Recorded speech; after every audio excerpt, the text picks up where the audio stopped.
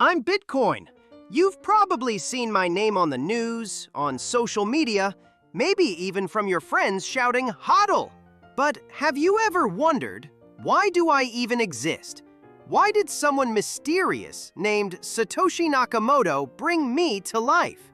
Today, I'll tell you my story, why I was created, the problems I was born to solve, and how I became the world's first decentralized money.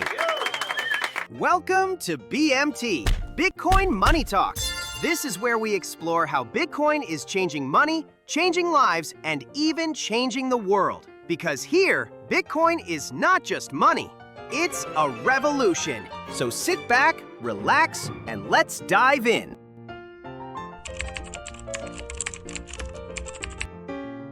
Before me, money had a problem, a big one, trust.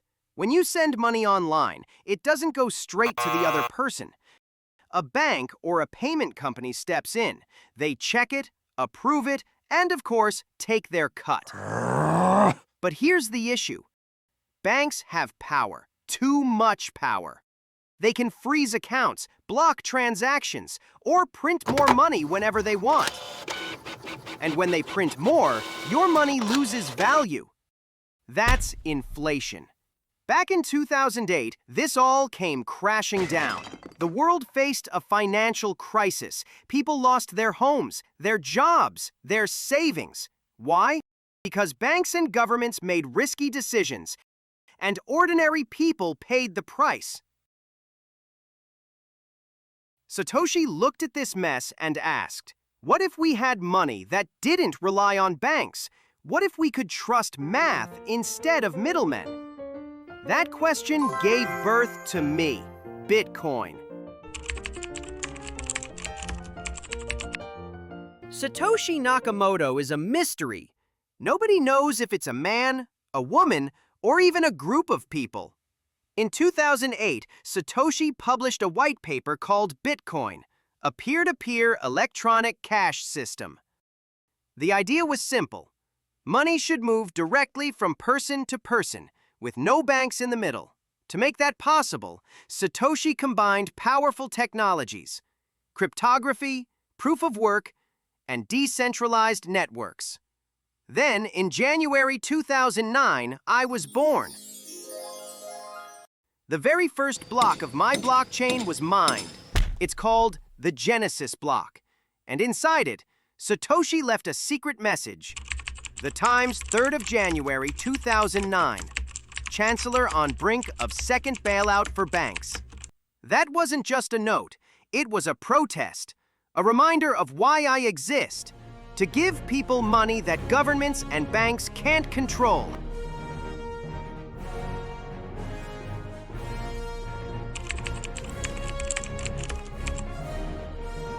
Now, let me explain how I work. Simply, I live on something called a blockchain.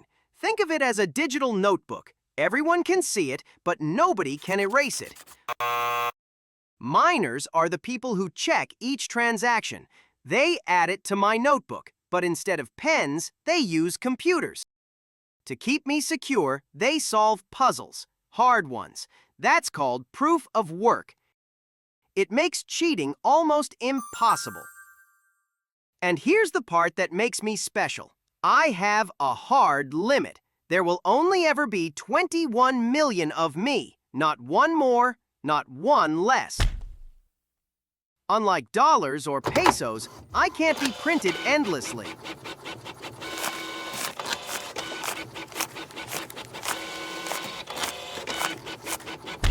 That scarcity makes me unique.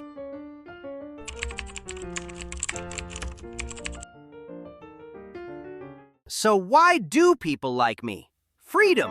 I don't need banks. Anyone with internet can use me. Scarcity. Only 21 million coins ever.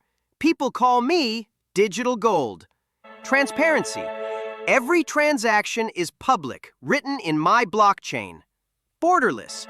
I work the same in New York, Manila, or Nairobi. Of course, I'm not perfect. My price moves up and down, sometimes a lot. Some see me as risky.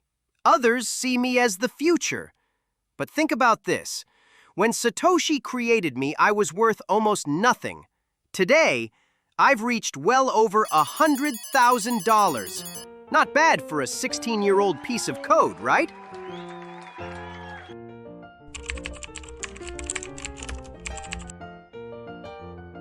My mission is simple: to give people a choice. A choice to store value outside government money.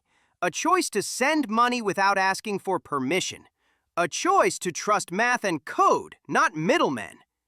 Satoshi once said, "The root problem with conventional currency is all the trust that's required to make it work." That's why I exist, to replace trust with proof, and to give power back to the people.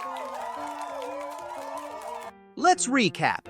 Old money has problems: inflation, middlemen, and too much trust in banks. Satoshi Nakamoto created me, Bitcoin, as money that runs on math, not governments. I live on the blockchain, secured by miners, with a hard limit of 21 million coins. People value me for freedom, scarcity, transparency, and being borderless. My mission is simple: give people a choice. Proof over trust, freedom over control. And that brings us to the end of this lesson.